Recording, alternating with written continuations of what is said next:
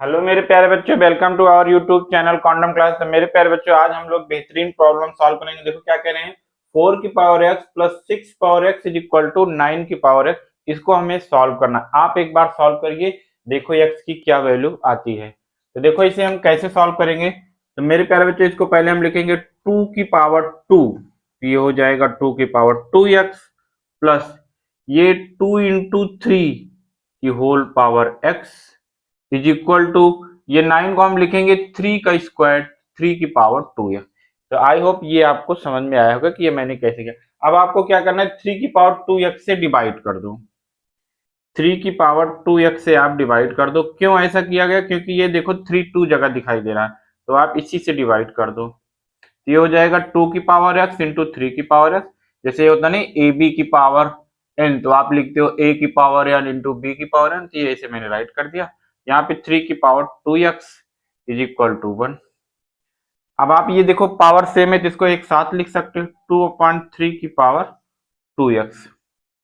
अब देखो ये एक पावर ये सब्ट्रैक्ट हो जाएगी, तो ये बचेगा 3 की पावर x। तो इसको आप लिख सकते हो 2/3 की पावर x, 2/3 की whole power x is equal to 1। अब देखो यहाँ पे क्या किया जाए, अब इसको आप t मान लो, लेट कर लो 2/3 की whole power x is equal to t।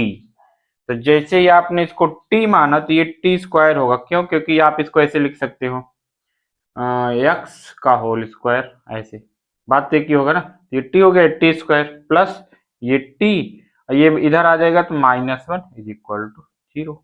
अब इसको आप फैक्टराइज करोगे, फैक्टर हो नहीं रहा तो आपको फार्मूला याद होगा श्रीधराचार्य, तो वो अप्लाई करिए।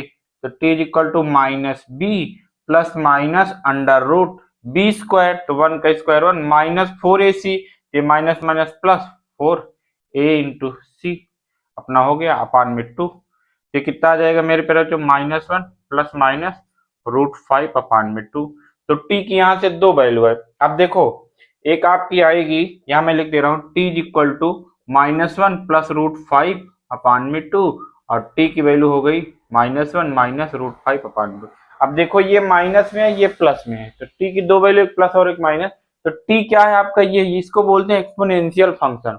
जब पावर वेरिएबल होती है तो एक्सपोनेंशियल फंक्शन हो जाती है, और ये ऑलवेज पॉजिटिव होता है। क्या होता है मेरे प्यारे बच्चों, सर ऑलवेज पॉजिटिव होता है। इसका मतलब ये निगेटिव वाली वैल्यू नॉट पॉसिबल हो जाएगा।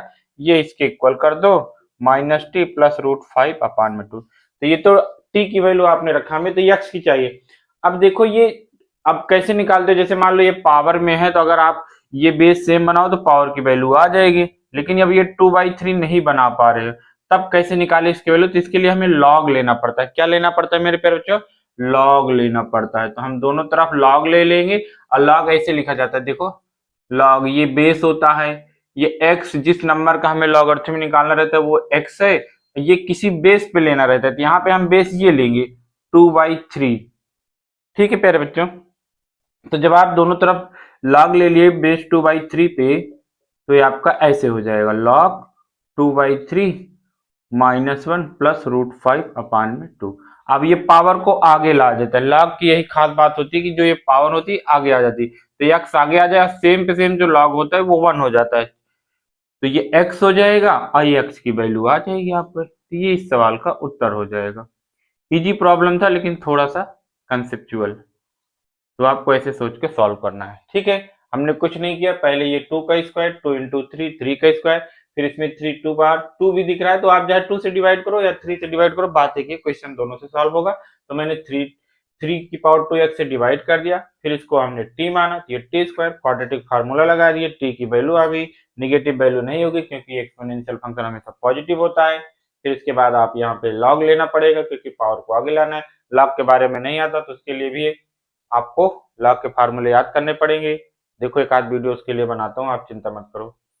इस आई होप आपको आ गया होगा अच्छे से।